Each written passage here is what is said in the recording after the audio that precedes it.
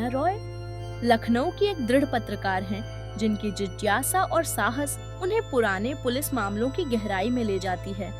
इन मामलों में एक रहस्यमयी काले पत्थर की उपस्थिति बार बार सामने आती है, जिससे एक परेशान करने वाला पैटर्न उजागर होता है। अनन्या इस रहस्य की तह तक जाने का संकल्प लेती है और उनकी खोज एक सर्द और रोमांचक जांच की शुरुआत करती है।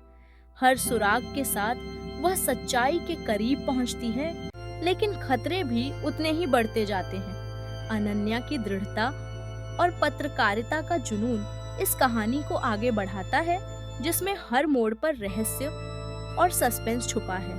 अनन्या ने संग्रहालय के अभिलेखागार में गहन खोज की और काले पत्थर के प्रमाण प्राप्त किए, जो उसे दिल्ली संग्रहालय तक ले गए। वहां उसे कालनेत्र नामक एक रहस्यमय कलाकृति मिली, जिसकी उपस्थिति से अलौकिक संकेत प्रकट होने लगे।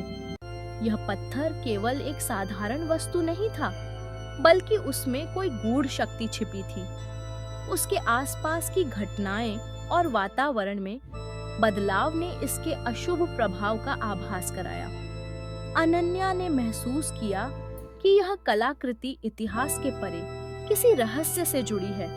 अब उसके सामने सवाल था कि कालनेत्र की शक्ति को समझना और उससे जुड़ी सच्चाई को उजागर करना कितना जोखिमपूर्ण हो सकता है। अनन्या ने साक्षात्कार और शोध के माध्यम से उस पत्थर की घातक विरासत और उसके भय तथा भाग्य से जुड़े रहस्य को जाना। जैसे जैसे उसकी खोज आगे बढ़ती है, पत्थर का श्राप और अधिक वास्तविक प्रतीत होने लगता है। उसे कई बार चेतावनियां मिलती हैं और अजीब सी भ्रांतियां भी उसका पीछा करती हैं। इन घटनाओं से अनन्या के मन में डर और संदेह गहराने लगता है। वह महसूस करती है कि पत्थर केवल एक किले एक वस्तु नहीं, बल्कि एक रहस्यमय शक्ति का प्रतीक है। उसका सामना अब केवल तथ्यों से नहीं, बल्कि अपने भीतर के भय से भी है। अनन्या की जांच के दौरान उसे वैश्विक रहस्य और काल नेत्रा श्राप की प्राचीन उत्पत्ति के बारे में चौंकाने वाले तथ्य पता चलते हैं। जैसे जैसे वह गहराई में जाती है, वास्तविकता और अलौकिक शक्तियों के बीच की सीमाएं धुंधली होने लगती हैं। अनन्या कई सूचना दाताओं से मिलती है, जिनकी बातों में रहस्य और डर छुपा होता है।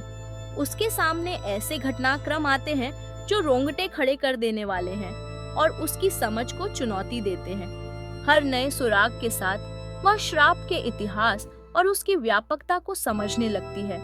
अनन्या का साहस उसे अज्ञात और खतरनाक रास्तों पर ले जाता है, जहां हर कदम पर रहस्य और भय उसका इंतजार करते हैं। जैसे ही कालनेत्रा श्राप का पर्दाफाश करने वाला लेख प्रकाशित होता है, जनता में उत्सुकता और भय की लहर दौड़ जाती है।